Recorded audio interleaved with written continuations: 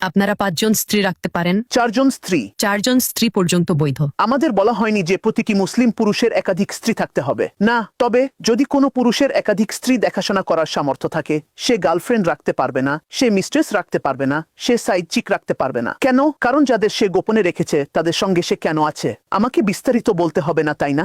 ইসলাম বলে তুমি যদি এটা করতে চাও তবে সম্মানের সঙ্গে করো। কিভাবে? তুমি কি তোমার প্রথম স্ত্রীকে বিয়ে করেছিলে? হ্যাঁ। তুমি কি তার বাবার সঙ্গে কথা বলেছিলে? হ্যাঁ। তুমি কি তাকে মোহর দিয়েছিলে? তোমার কি তার জন্য একটি বাড়ি আছে? তুমি কি তার দেখাশোনা করো? ইসলামে আমরা 50-50 ধারণায় বিশ্বাস করি না। সবকিছু পুরুষরাই সামলায়। সে ফুল টাইম বডিগার্ড আর সে ফুল টাইম উপার্জনকারী ও রক্ষক। তুমি যদি আরেকজন নারী চাও তার সাথে অন্যায় করতে পারবে না। অনেক অমুসলিম পুরুষ কি করে? তারা তাদের স্ত্রীর অজান্তে সম্পর্ক রাখে। ইসলাম বলে না। তাই বহুবিবাহ সকল নারীদের অধিকার রক্ষা করতে এসেছে। পুরুষদের জন্য কোনো সহজ রাস্তা যেন না থাকে। এটা বলে যে একটা লুই ভুট্টন ব্যাগ কিনে দেব, ডিনারে নিয়ে যাব, যা চাই তা করব, তারপর তাকে ময়লার মতো ফেলে দেব। ইসলাম বলে নারী কোনো ডাস্টবিন নয়, সে কোনো আবর্জনা নয়, সে একজন মানুষ। তাকে ব্যবহার বা অপব্যবহার করা যাবে না। যদি সে এটা করতে চায় তাহলে সে কি করে? সে অন্য নারীকে বিয়ের মাধ্যমে সম্মান দেয়। কোনটা ভালো, ব্যবহার ও অপব্যবহার, নাকি বিয়ের মাধ্যমে তাকে সম্মান দেওয়া? সম্মান দেওয়াটাই ভালো।